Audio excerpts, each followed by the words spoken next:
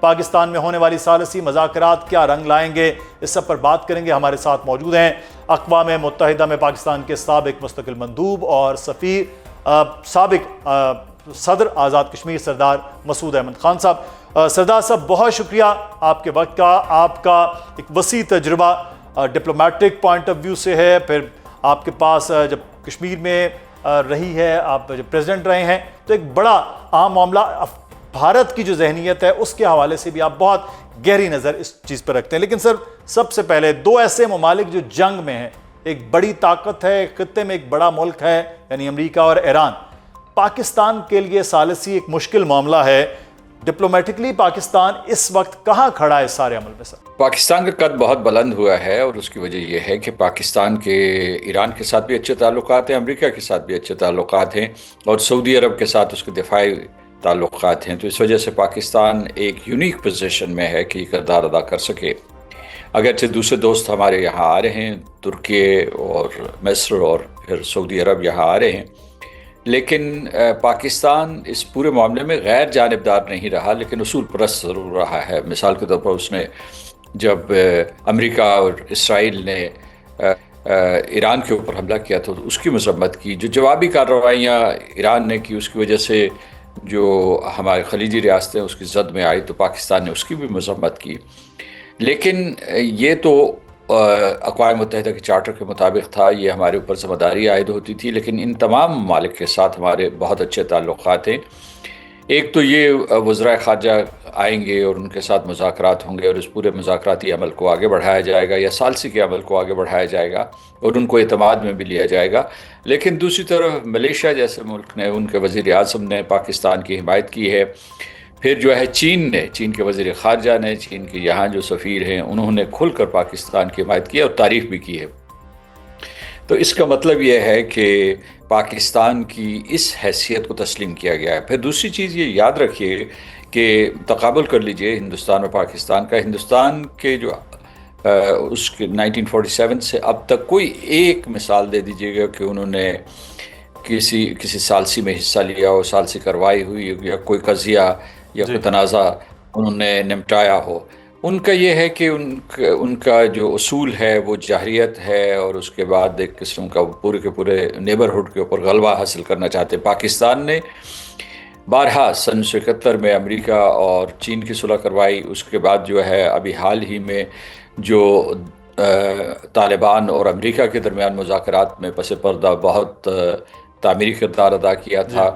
پھر جو ہے جو سعودی عرب اور ایران کے درمیان اختلافات تھے، اس سلسلے میں اگرچہ جو رپروشمنٹ تھا وہ چین کی طرف سے ہوا تھا، لیکن یہ ہے کہ پاکستان کئی اشوں سے یہ محنت کر رہا تھا۔ اور اسی طریقے سے پھر جو ہے ابھی جو ہے اب آپ دیکھ لیں کہ گزشتہ برس جب ایران پہ جو ہے امریکہ اور اسرائیل نے حملہ کیا تھا تو اس وقت بھی امریکہ کی درخواست پہ پاکستان نے پس پردہ سفارت کاری کی تھی اور دونوں ممالک کے درمیان حساس معاملات پر گفتگو کو آگے بڑھانے کے لیے بہت ہی اہم اور کلیدی کردار ادا کیا تھا۔ تو ہم لوگ جو ہے ثالثی کے اوپر یقین رکھتے ہیں۔ اقوام متحدہ کے تمام جو آرٹیکل 33 کے تحت جو ہے کہ ریکنسلیشن ہونی چاہیے، آربیٹریشن ہونی چاہیے، میڈیشن ہونی چاہیے، اس پہ یقین رکھتے ہیں، جبکہ ہندوستان اس کو ہمیشہ سے رونتا چلا آ رہا ہے، وہ بالخصوص کشمیر کے معاملے میں۔ اور اس مرتبہ نریندر مودی جو ہے جارح ملک جو ہے ہمارے نقطہ نظر سے اسرائیل، جب اس نے حملہ کیا ایران کے اوپر تو 2 دن پہلے وہاں موجود تھا اور اسے فادر لینڈ کہہ کے آیا ہے اور بھارت کو جو ہے مدر لینڈ کہہ کے آیا ہے۔ تو اس سے جو ہے یہاں ان کا مذاق بھی اڑایا جا رہا ہے۔ لوگ پوچھ رہے ہیں کہ کیا ہندوستان کے تمام باسی باشندے اور شہری وہ اسرائیل کے بچے ہیں؟ تو اس کے لیے اور وہاں کی حزب اختلاف یہ سوال اٹھا رہی ہے۔ بھارت میں خاصی اس پہ تنقید جو ہے وہ سردار، لیکن ایک میں جنگ کے حوالے سے یہاں کہ امریکہ نے جو جنگ آغاز کیا اسرائیل کے کہنے پہ یا اسرائیل کے ساتھ مل کر، اس وقت جس صورتحال میں امریکہ جنگ میں ہے، وہاں سے پھر مشرق وسطیٰ کے ممالک بالواسطہ یا بلا واسطہ طور پر اس جنگ کا شکار بھی ہو رہے ہیں۔ یہاں سے امریکہ کی تیاری آپ سمجھتے نہیں تھی، یا اسرائیل کا مطلب اوور ایمبیشس ہونا تھا، یا ایران کو جو انڈر ایسٹیمیٹ کیا گیا؟ یہ اس جنگ کا یہاں تک پہلو آنا 3-4 ہفتوں میں، اس کی بنیادی وجہ کیا لگ رہی ہے؟ یہ بحث امریکہ میں ہو رہی ہے بڑے زور شور سے، خود جی ٹرمپ کی جو اپنی ریپبلکن پارٹی ہے اس میں ہو رہی ہے، ڈیموکریٹس میں ہو رہی ہے، اور عام شہری جو ہے اس بحث میں شریک ہیں، اور وہ سمجھتے ہیں کہ وہ ایک مفروضہ یہ ہے، بلکہ یہ کہ اس کے بارے میں لوگ شواہد بھی دیتے ہیں کہ وزیر اعظم نتن یاہو نے صدر ٹرمپ کو بہکایا اور کہا کہ جناب یہ تو چند دنوں کا معاملہ ہے، آپ فتح کر کے واپس آ جائیں گے، جس طریقے سے گزشتہ برس آپ گئے تھے، آپ نے جو نٹینز، فردو اور اصفہان کے اوپر حملے کیے تھے اور اس کے بعد جو ہے آپ نے اوبلیٹریٹ کر دیا تھا، اس مرتبہ جو ہے جو ہی آپ حملہ کریں گے اور اتنی شدت سے حملے کریں گے، اور ہم ٹو پرانگڈ حملے کریں گے، ایک اسرائیل کی طرف سے اور ایک امریکہ کی طرف سے، تو اس کا نتیجہ یہ ہوگا کہ ایران کے اندر سے جو ہے بہت وسیع پیمانے پہ احتجاج ہوگا، اور وہ اس حکومت کا، اس نظام حکمرانی کا جس کو ولایت فقیہ کہتے ہیں، اس کو ختم کر دیں گے، اور ایک نیا انقلاب آئے گا، اور اس انقلاب سے ابھرنے والی قیادت وہ اسرائیل اور امریکہ دوست ہوگی۔ یہ وہ بنیادی مفروضہ تھا۔ باقی یہ ہے کہ ان دونوں ممالک کے، یعنی ان تینوں ممالک کے، دونوں ممالک کے کہنا چاہیے، اسرائیل اور امریکہ کے، ایران کے ساتھ اختلافات بھی ہیں، جوہری پروگرام ہو۔ آپ دیکھیے کہ یہ ایجنڈا جو چل رہا ہے وہ اسرائیل کا چل رہا ہے، یعنی جوہری پروگرام کے سلسلے میں امریکہ کو بھی تشویش ہے اور اس وہ محنت کرتا رہا ہے، لیکن جو باقی دو ہیں کہ جو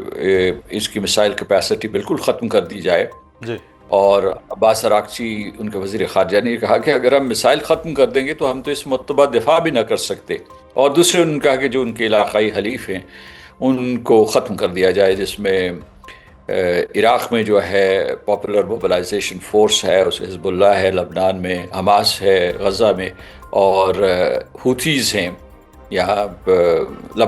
معاف کیجیے گا یمن میں۔ جی تو اس لیے یہ ہے کہ یہ سارے کا سارا اسرائیل کا ایجنڈا چل رہا ہے، اسرائیل کا بہت سر و رسوخ ہے۔ آپ کے سوال کا میں یہ جواب دیتا ہوں کہ کچھ غلط اندازے ہوئے، لیکن امریکہ کی قیادت نے اسے کسی طریقے سے جو ہے چھپانے کی یا سنبھالنے کی کوشش کی ہے۔ ان کے اوپر پریشر اس وجہ سے بھی اندرونی پریشر کی شاید وہ اتنی پرواہ نہ کرتے، کیونکہ وہ اپنے مخالفین کی بات کو قابل اعتراض نہیں سمجھتے ہیں۔ ان کا اصل مسئلہ جو بین الاقوامی منڈیوں میں بحران پیدا ہوا ہے، جو تیل، گیس، فرٹیلائزر اور اشیاء خوردنی جو ہے، ان کے اوپر جو ہے جس قسم کی ایک افراط زر کی کیفیت ہے، اور یہ بھی ہے کہ کساد بازاری ہو سکتی ہے، پوری کی پوری جو ہے معیشت جو ہے، عالمی معیشت جو ہے جی وہ سست ہو سکتی ہے۔ تو اس وجہ سے جو ہے ایک صدر ٹرمپ کے اوپر بہت دباؤ ہے۔ انہوں نے اپنے حلیفوں سے بھی مشورہ نہیں کیا تھا، حالانکہ، اور پھر جو ہے یہ کم از کم یہ جو خلیجی ریاستیں کہتے ہیں کہ ان سے بھی مشورہ نہیں کیا گیا تھا، بلکہ انہوں نے یہ صلاح دی تھی کہ یہ جنگ نہ شروع کریں،